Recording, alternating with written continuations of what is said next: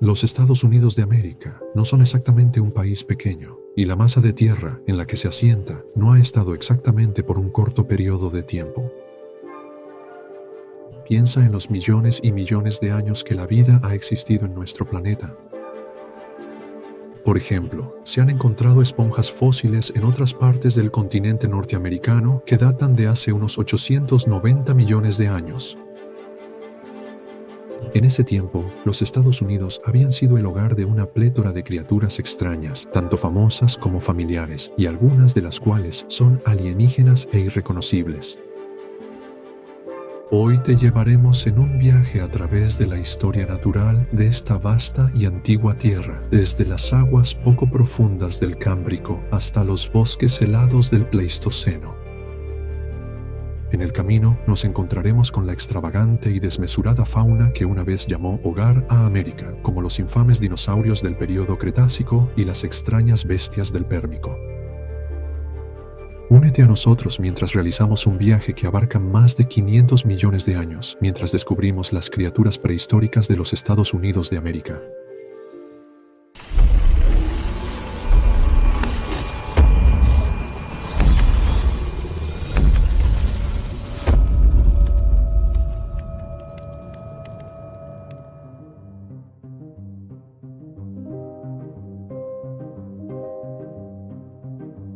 Hace alrededor de 500 millones de años, la vida en tierra en todo el mundo era imposible.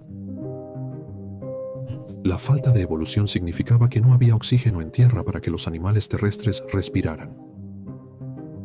Sin embargo, bajo el agua, era una historia muy diferente en lo que un día se convertiría en los Estados Unidos de América, una masa de tierra que en ese momento se conocía como Laurentia. La vida era grande desde el principio. Enormes masas de trilobites, pequeños animales similares a crustáceos, se alimentaban por filtración del plancton y los microorganismos en el fondo del mar poco profundo, lo que representaba una gran proporción de la vida animal hasta este punto. Sin embargo, los trilobites no estaban solos, algo había evolucionado para alimentarse de ellos.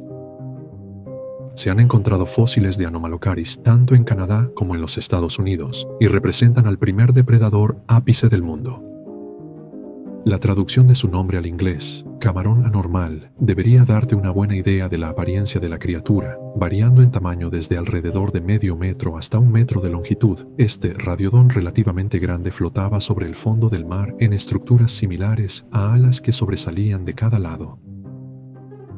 Ojos complejos escudriñaban el fondo del mar en busca de presas, mientras que apéndices de agarre que sobresalían del frente de la cabeza levantaban cuidadosamente a sus presas de trilobites blindados hacia su boca trituradora debajo. Fueron estas innovaciones en los comienzos evolutivos las que prepararon el escenario para las faunas y los pisos de los Estados Unidos que vendrían.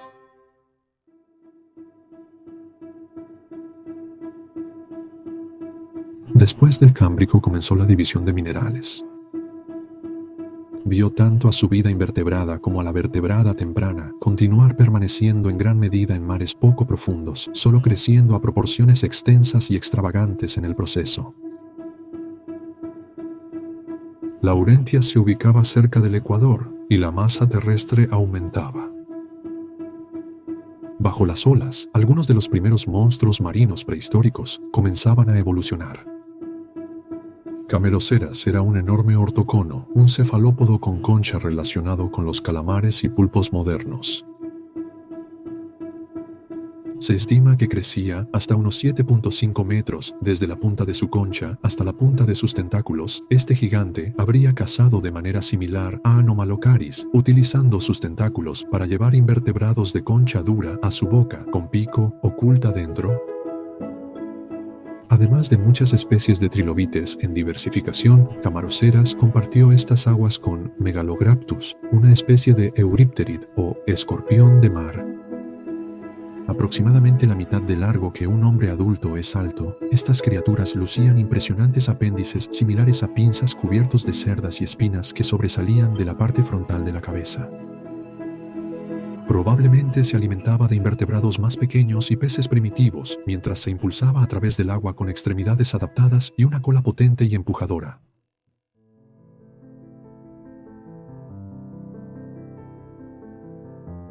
La vida animal compleja estaba bien encaminada en el Silúrico en América, comenzando hace alrededor de 443 millones de años. Aunque aún era un continente isla, la costa este de lo que sería Estados Unidos, para este momento estaba siendo elevada por encima del nivel del mar, y las primeras plantas comenzaban a crecer en tierra. Esto, a su vez, permitió a varios invertebrados tempranos explotar su nueva fuente de alimento, y la primera vida animal comenzaba a escapar de las limitaciones de las olas. La vida todavía estaba viva y pateando en el agua. Sin embargo, evidente en criaturas como el pequeño Climatius, una especie muy temprana de tiburón que solo medía alrededor de 7 centímetros de longitud, a diferencia de muchas especies modernas de tiburón. Climatius habría cazado crustáceos aún más pequeños, complementando su dieta con peces que probablemente cazó usando su gran vista y pequeños dientes afilados.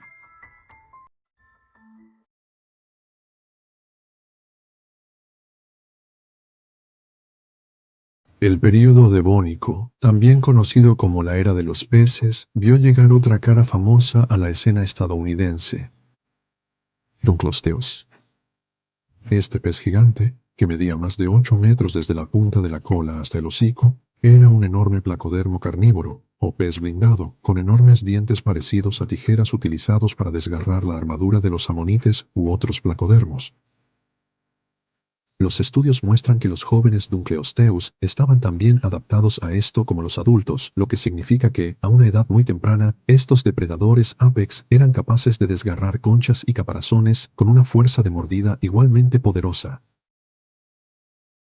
Debido a su gran tamaño y a la naturaleza fuertemente blindada de su anatomía, estos peces habrían sido nadadores lentos, ocasionalmente capaces de poderosas ráfagas de energía para alcanzar a su presa. Dunkleosteus fue uno de los primeros carnívoros gigantes de América, un verdadero tiburón tigre de su época. Gineria fue otro gran depredador del mundo de los peces en la América devónica, un habitante de las vías fluviales de agua dulce, lagos y pantanos que cubrían gran parte de la tierra durante este tiempo. Hynerpita era un depredador de grandes anfibios semiacuáticos como Hynerpeton, al que perseguía con una cola increíblemente poderosa. Aletas lobuladas igualmente poderosas podrían haberle permitido salir del agua temporalmente para atrapar a su presa, que, a diferencia de Hyneria, no estaban atadas al borde del agua. Sin embargo, los peces no eran los únicos superdepredadores en el devónico americano. Los euripteridos habían crecido hasta alcanzar su cenit. Jaekelopterus no solo era el euripterido más grande, sino el artrópodo más grande jamás descubierto, compartiendo un plan de cuerpo más amplio con Megalocraptus del Ordovícico. Jaekelopterus medía 2,5 metros de largo, y sus apéndices más prominentes se habían evolucionado en pinzas afiladas y agarradoras diseñadas para desgarrar y cortar a su presa. Para compensar su tamaño gigante, es probable que Jaekelopterus fuera muy ligero, pero su tamaño puede haberle ayudado a elegir una pareja, respirar o mudar su caparazón.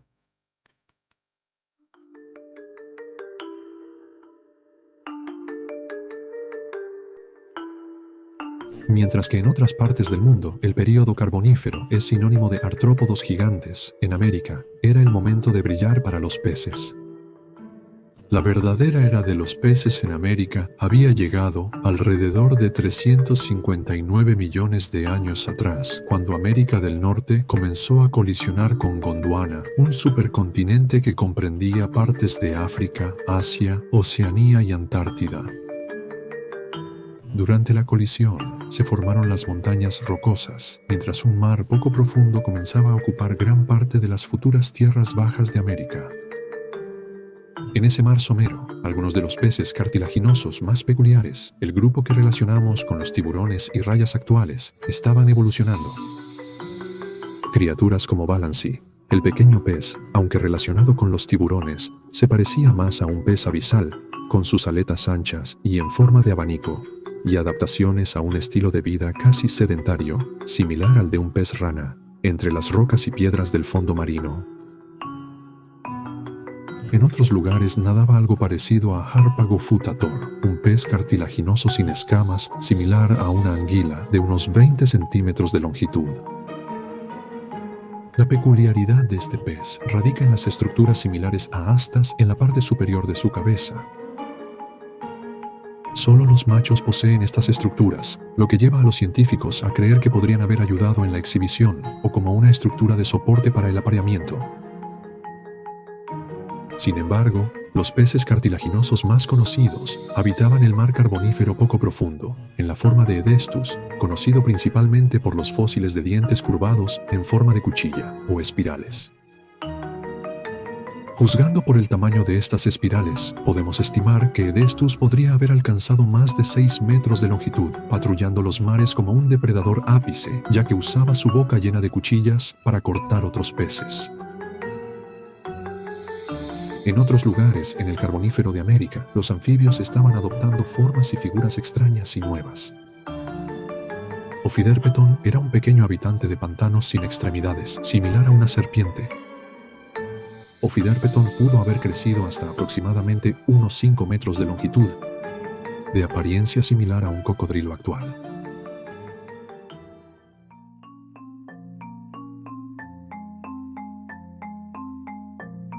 El enorme período de tiempo que llamamos Paleozoico llegó a su fin con el período Pérmico. Para este momento, los continentes se habían fusionado para formar Pangea, un supercontinente de 148 millones de kilómetros cuadrados. El final del Paleozoico fue catastrófico. La actividad volcánica en todo el mundo condujo a la Gran Mortandad, el peor evento de extinción que la Tierra ha visto jamás, que causó la pérdida de alrededor del 90% de todas las especies de animales y plantas de la Tierra. No obstante, la vida dio un último viva, mostrando al planeta algunas de las formas más ingeniosas e icónicas hasta el momento. Probablemente todos reconocerán a Dimetrodon, un animal muy famoso parecido a un lagarto con una espalda de vela, a menudo confundido con un dinosaurio. Dimetrodon, un habitante de la América pérmica, era en realidad un mamífero de tallo, o sinápsido, un grupo de animales que eventualmente, millones de años después, daría origen a nosotros los humanos. El Pérmico estaba lleno de sinápsidos, y América no era ajena a ellos en ese momento. Es probable que Dimetrodon haya cazado un Edaphosaurus, un pariente herbívoro grande y de apariencia similar. Se piensa que estas criaturas podrían haber utilizado las grandes velas en sus espaldas para regular sus temperaturas corporales, indicando un estilo de vida de sangre fría. Aún más extraño era el sinápsido Cotylohinchus, que presentaba un enorme cuerpo en forma de barril, en la parte superior del cual se encontraba una mano diminuta de forma cómica. En vida, habría parecido una enorme tortuga sin caparazón, que quizás incluso era semiacuática. En otras partes del agua, otras caras conocidas estaban evolucionando. El océano vio la llegada de Helicoprion, otro tiburón famoso con dientes en todo el mundo, con una rueda afilada de dientes que sobresalía de su mandíbula inferior. A diferencia de las representaciones famosas, es probable que esta rueda de dientes fuera mucho más modesta que las espirales dentadas y prominentes con las que se la representó inicialmente. Los humedales de agua dulce del paisaje pérmico americano eran el hogar de Diplocolis, un anfibio con un cráneo ancho en forma de boomerang que habría dado a la criatura una forma ancha y plana, cortando el agua con resistencia mínima mientras su cola en forma de pala lo impulsaba.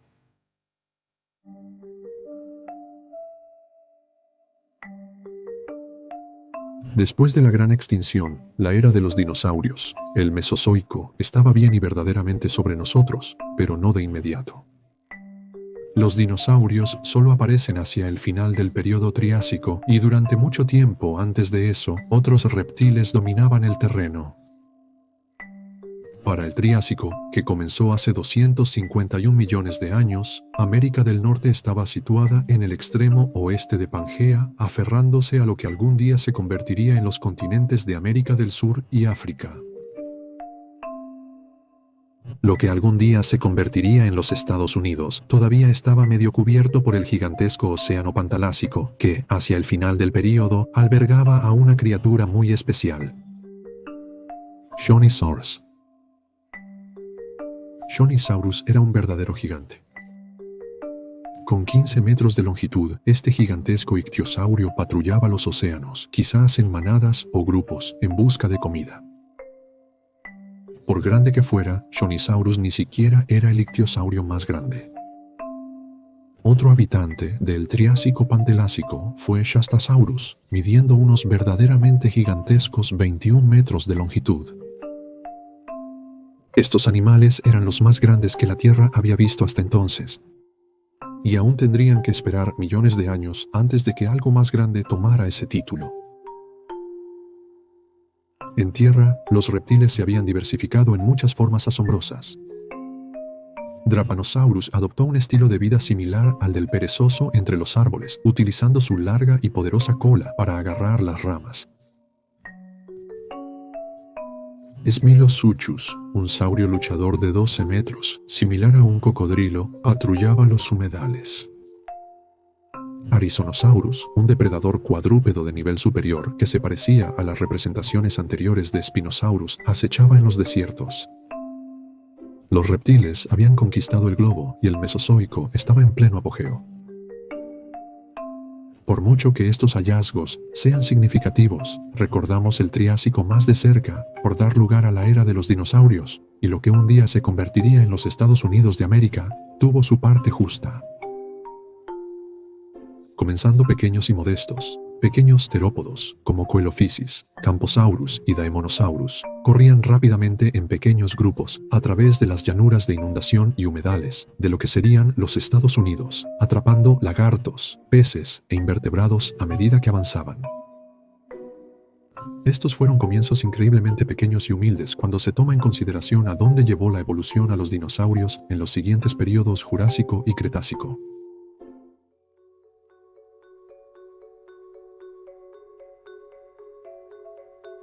Para el período Jurásico, que duró desde hace unos 201 millones de años hasta hace 145 millones de años. Fue la época de los dinosaurios gigantes más famosos. Algunos de los más famosos de todos vivieron en lo que ahora es América durante el Jurásico. Brachiosaurus y Camarasaurus se alzaban muy por encima de las criaturas que se alimentaban a nivel del suelo, mientras que las ramas despojadas estaban desnudas, con grandes dientes diseñados para raspar y masticar. El Brachiosaurus era una especie particularmente alta, con su cuello sostenido verticalmente en el aire, midiendo hasta 26 metros de largo y 15 metros de altura. Sus patas delanteras eran mucho más largas que sus patas traseras, lo que le da a este titán su nombre, que se traduce al inglés como lagarto de brazo. Criaturas tan grandes como los saurópodos corrían el riesgo de una amenaza potencialmente mortal debido al clima cálido del Jurásico, el sobrecalentamiento. Para combatir esto, el cuerpo del Brachiosaurus estaba lleno de sacos de aire que mantenían al animal fresco en días particularmente calurosos. Esta ingeniosa adaptación también habría permitido al gigantesco dinosaurio reducir su ingesta de calorías, lo que significa que no necesitaba pasar tanto tiempo alimentándose. El renombrado Diplodocus también habitó durante el Jurásico en América. Un saurópodo que era famosamente muy diferente al Brachiosaurus, esta criatura favorecía una postura mucho más horizontal, sosteniéndose en medio de sus 24 metros de longitud con 4 patas parecidas a pilares, mientras que el cuello se estiraba mucho hacia adelante y la cola se estiraba aún más atrás como contrapeso. Mucho más corto en altura que el Brachiosaurus, el Diplodocus prefería la vegetación de crecimiento más bajo, y por lo tanto evolucionó en consecuencia para explotarlo. La cola era la principal forma de defensa del dinosaurio contra los grandes terópodos americanos de la región, la cual balancearía de un lado a otro como un mecanismo similar a un látigo, que podría debilitar fácilmente o incluso matar a un posible atacante.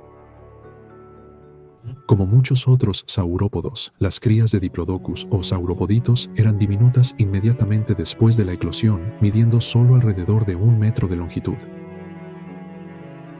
Como tal, los huevos se ponían en nidos que estaban escondidos en los densos bosques, proporcionando una cobertura efectiva para estas pequeñas criaturas mientras crecían y se desarrollaban. Los bosques estaban llenos de depredadores rápidos, como ornitolestes y dilophosaurus, que habrían podido hacer una comida fácil de los bebés. A medida que los dinosaurios crecían, abandonaban los bosques para unirse a las vastas manadas en las llanuras abiertas, donde enfrentaban un tipo de amenaza diferente. Esta amenaza llegaba en forma del infame Allosaurus, cariñosamente referido como el león del Jurásico, debido a su naturaleza de caza en manada. Grupos de estos grandes terópodos se congregaban en las llanuras abiertas para presa de los diplodocus enfermos, viejos o jóvenes, saltando y arañando a las manadas con afiladas garras en sus extremidades delanteras y traseras, así como grandes mandíbulas que chasqueaban. No había mucho en la América Jurásica que el Allosaurus no cazara. Sus comidas probablemente habrían incluido herbívoros, tanto grandes como pequeños, así como otros terópodos, además de su dieta de saurópodos. Sin embargo, el Allosaurus era bastante débil para ser un terópodo tan grande, y los paleontólogos han propuesto la teoría de que el gran dinosaurio era en cambio un carroñero, casi como un gigantesco buitre reptiliano. Otro dinosaurio nativo del Jurásico de los Estados Unidos de América fue la popular superestrella Stegosaurus. Además de estar armado con 4 largas y afiladas espinas en la cola conocidas como Degomysers, el Stegosaurus era famosamente el orgulloso propietario de espectaculares placas espinales óseas que iban desde los hombros del dinosaurio hasta la base de la cola. Estas placas han sido tema de mucho debate científico a lo largo de los años sobre para qué específicamente las usaba el dinosaurio. La teoría predominante es que el Stegosaurus usaba sus placas, al igual que el Dimetrodon del Pérmico, como un medio para regular su temperatura corporal en periodos cálidos. Pero otras teorías incluyen que servían como medio de exhibición o comunicación para otros miembros de la especie, indicando que el individuo que las usaba estaba interesado en aparearse o era un miembro rival del mismo sexo con el que no se debía meter. Lo último probablemente también se usaba para ahuyentar los ataques de criaturas como los depredadores más grandes, como el Allosaurus o el Tarbosaurus. América era, en ese momento, también hogar de una serie de herbívoros más pequeños que se alimentaban de la vegetación en las regiones boscosas del área, como el Dryosaurus, Otnelia y Fruitedens. El Jurásico, de lo que un día se convertiría en los Estados Unidos, es un fantástico ejemplo de la diversificación de los dinosaurios. Es asombroso pensar que todas estas criaturas estaban distantes relacionadas, desde los enormes sauropods hasta los pequeños forrajeros.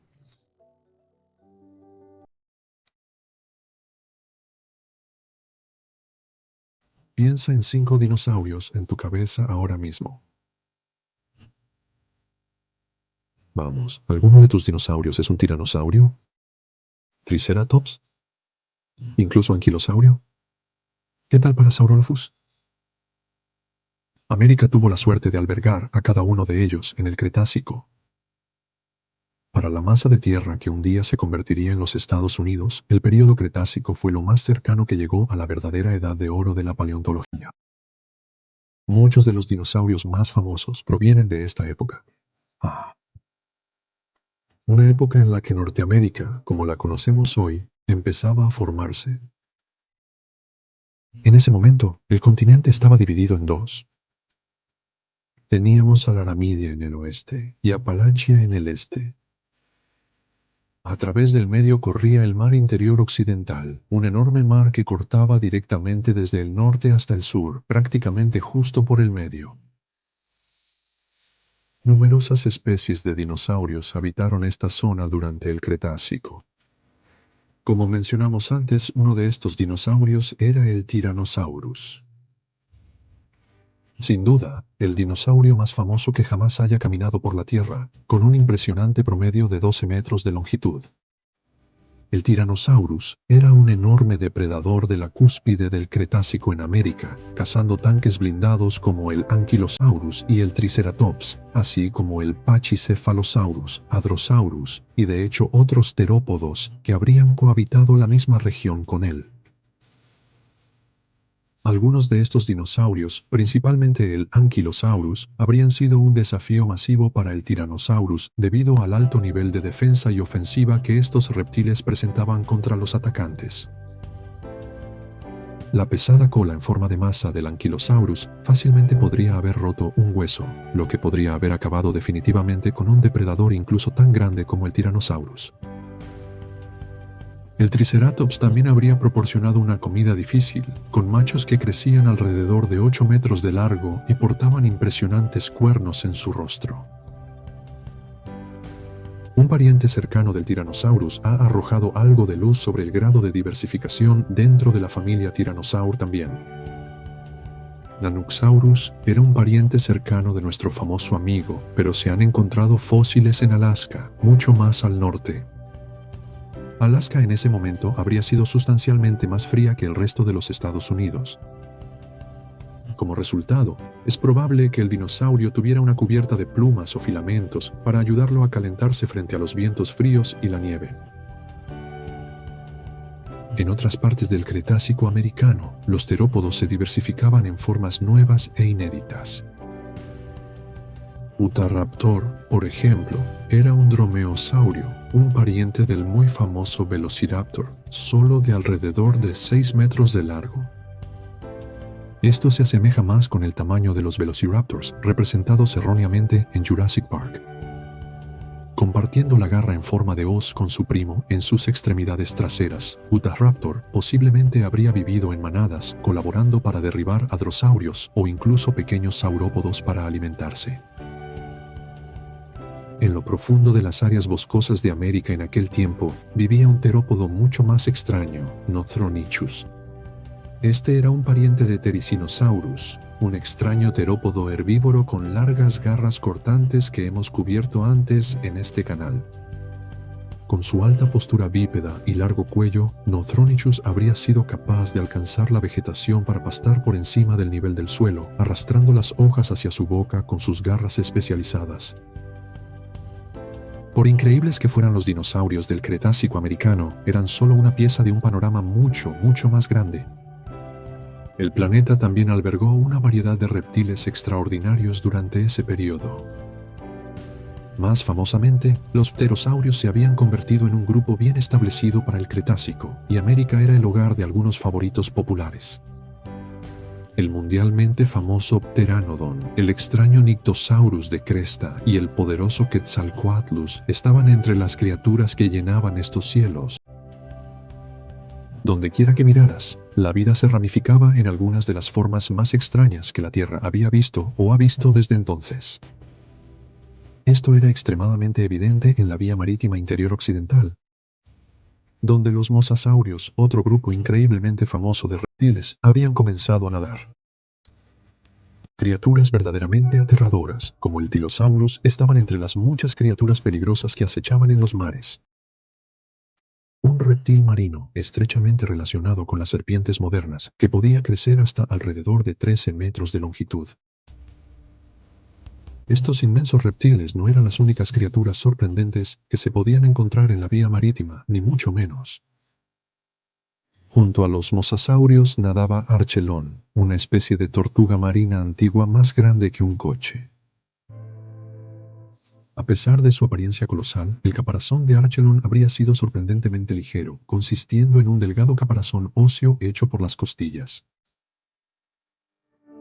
En las orillas de la vía marítima vivían enormes colonias de Hesperornis, un ave marina similar en tamaño y forma a un gran pingüino, con una figura mucho más esbelta y un pico largo y chasqueante, que le habría ayudado a atrapar las muchas especies de peces nativas de la vía marítima interior occidental.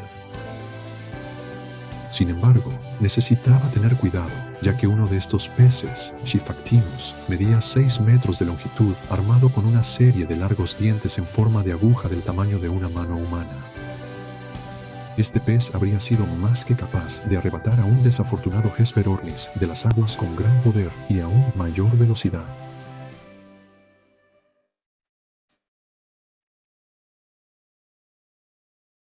El Cretácico llegó a un abrupto final hace 66 millones de años, cuando tuvo lugar el más famoso de los 5 eventos de extinción masiva que sufrió nuestro planeta. Existen muchas teorías, pero la más famosa es que un enorme asteroide se estrelló en la península de Yucatán en México con más fuerza que millones de bombas atómicas. Los dinosaurios que aún no habían evolucionado a aves fueron aniquilados, y la vida se vio obligada a comenzar de nuevo, tan humilde y pequeña como alguna vez fue. Los cálidos bosques del período terciario finalmente se apoderaron, donde los mamíferos, una vez pequeñas criaturas parecidas a musarañas que vivían a la sombra de los reptiles, comenzaron a reclamar su lugar en el planeta. La vida estaba en camino de tomar una forma similar a la que tiene hoy, y muchas criaturas sorprendentemente similares compartían la masa terrestre americana en ese momento. El terciario comenzó con la época del Paleoceno, un período de tiempo que vio criaturas como Barry Lambda, un animal conocido como pantodonte, similar en forma pero completamente no relacionado con el perezoso gigante terrestre que se apoderaría de la Tierra millones de años después. En otras partes de estos bosques vivía el Psittacotherium, una criatura que se asemejaba a algo a medio camino entre una rata y un perro, con largos dientes rechinantes. El Paleoceno finalmente dio paso al Eoceno, donde la vida comenzó a crecer de nuevo a un tamaño mayor. Grandes herbívoros voluminosos, como el Euintertherium, que se asemejaba a un gran rinoceronte con extraños cuernos bulbosos en sus hocicos, pastaban por los bosques y llanuras. En otros sitios, criaturas más extrañas evolucionaban. El Styleenodon era tan grande como un jaguar, pero se parecía mucho más a un jabalí salvaje, con una cola larga y dientes enormes y abultados para masticar raíces y tubérculos, mientras que el Metachiromus era un mamífero primitivo de hocico largo, adoptando una forma similar a la de un oso hormiguero gigante moderno.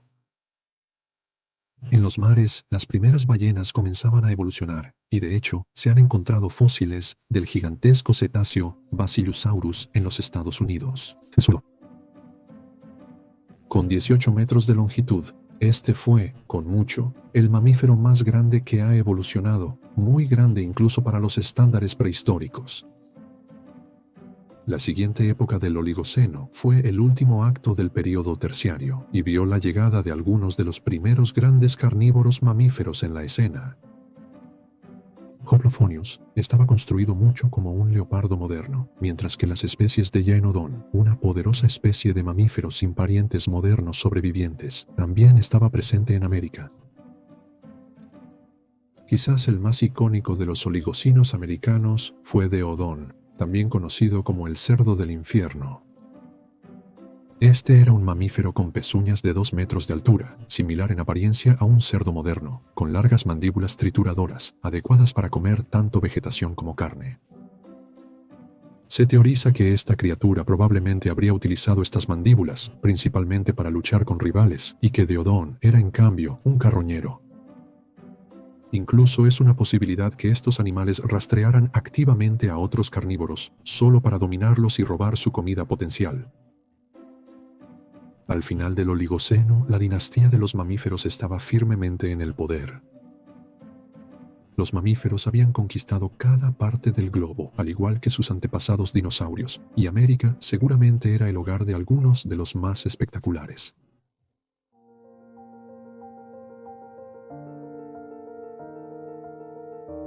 Si el terciario americano fue espectacular, entonces el cuaternario fue definitivamente un espectáculo para contemplar, incluso para los paleontólogos más experimentados. Las innovaciones más recientes de la vida comenzaron a evolucionar en el período cuaternario, y muchos animales presentes en lo que eventualmente se convertiría en los Estados Unidos son reconocibles hoy en día. Por supuesto, había distancias significativas. El cuaternario comenzó con la época del Mioceno, un tiempo caracterizado por vastas praderas y bosques que estaban engullendo a América del Norte. Criaturas grandes y opresivas habían evolucionado para explotar las especies de pastos. que estaban en aumento a lo largo del Cenozoico, y otros animales a su vez habían evolucionado para depredarlos. Un viajero en el tiempo a las praderas del Mioceno de América podría haberse encontrado con la espectacular vista de una manada de moropus pastando, un animal de un grupo conocido como los calicoterios, que se parecía a algo entre un gran caballo y una jirafa. A diferencia de otros calicoteres, que evolucionaron para caminar sobre sus nudillos, Meropus optó por caminar plano sobre sus pies, con grandes garras que sobresalían de las manos delanteras. Esto le permitió a la criatura crecer más que la mayoría de los calicoteres, y estas bestias prosperaron en las praderas abiertas de su época. Las praderas del Mioceno de América también estaban pobladas por animales como el Sintetoceras, un animal con pezuñas, similar en apariencia a un antílope moderno, solo que luciendo un enorme cuerno bifurcado en forma de tallo en la punta de su nariz. Abcamelus también estaba presente aquí, un pariente alto y delgado de los camellos modernos, con los ojos de una jirafa. Hacia la costa, los carnívoros estaban floreciendo en todo tipo de nuevas formas y tamaños. Como pontoles, por ejemplo, una especie muy grande de morsa temprana que carecía de colmillos. Habría sido una vista común pero imponente en las costas rocosas de la costa del Pacífico hace 10 millones de años, cuando se arrastraba a tierra, emitiendo un largo y profundo grito retumbante. El Mioceno fue sucedido por el Plioceno, que duró desde aproximadamente 5.3 hasta 2.5 millones de años atrás, un periodo relativamente corto de la escala de tiempo geológica. Los fósiles de grandes mamíferos marinos son comunes del Plioceno, y América tenía uno propio, Semirostrum, una especie de cetáceo con una gran mandíbula inferior sobresaliente, quizás utilizada para tamizar el sedimento del fondo marino en busca de comida escondida dentro. Sin embargo, en tierra, uno de los grupos de animales más populares de la actualidad estaba evolucionando, los elefantes. Gomphotherium era una especie americana del Plioceno, con un parecido sorprendente a sus sucesores modernos. Aún era muy grande, alrededor de 3 metros de altura, pero tenía una mandíbula inferior muy larga, de la cual brotaban dientes altamente especializados para rastrillar la tierra, permitiendo al animal desenterrar raíces para comer. Todavía poseía largos colmillos, pero estos se curvaban hacia abajo y también estaba evolucionando una trompa temprana, lo que habría dado a la criatura un alto grado de destreza para manejar la comida. Nuestra última parada en este recorrido del Cuaternario es el Pleistoceno. El período más asociado con los mamuts lanudos, la Edad de Hielo, coincide con la llegada de los humanos modernos. Los mamuts existieron en América en el Pleistoceno, pero podría ser más apropiado para nosotros hablar sobre los mastodontes, especies de proboscideos que viven en los bosques un poco más pequeños que los mamuts, con cabezas planas e inclinadas. Eran endémicos del Nuevo Mundo, y mientras que los mamuts disfrutaban de una existencia en todo el hemisferio norte, América puede reclamar con orgullo a los mastodontes como algo un poco más exclusivo. El Pleistoceno era conocido por su megafauna, es decir, versiones mucho más grandes de los animales modernos. Algunos de ellos eran muy famosos. Una especie de Smilodon, el más conocido de los gatos de dientes de sable, habitó América durante el Pleistoceno, lo que seguramente habría representado una amenaza aterradora para nuestros primeros antepasados. Arctodus, el enorme oso de cara corta, también estuvo presente en los Estados Unidos hacia la segunda mitad del Pleistoceno, una de las criaturas más majestuosas y asombrosas que jamás han llamado hogar a este continente. Sin embargo, no solo los mamíferos eran dueños de América en esta época. Los dinosaurios volvieron en forma de Titanus, una especie extremadamente alta de pterovirdo depredador que no podía volar, que pudo cruzar a América del Norte desde América del Sur, donde su especie era inicialmente mucho más abundante. Estas enormes aves debieron haber acechado las praderas de su época, depredando mamíferos tanto grandes como pequeños. No podemos hacer un documental sobre la historia natural de América. Antes de hacer una última parada, sin embargo, quizás una de las criaturas más extravagantes y asombrosas de todos los tiempos hizo su hogar en lo que un día se convertiría en los Estados Unidos. Megalonyx. El perezoso terrestre de Jefferson fue una especie notable en América en el Pleistoceno.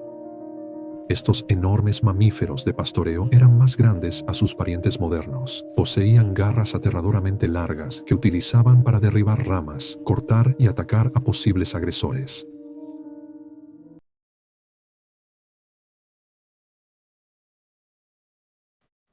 Así que ahí lo tenemos, una breve historia natural de los Estados Unidos de América, cubriendo las especies más grandes, más pequeñas, más tempranas, más recientes, más icónicas y más extraterrestres que tenía para ofrecer.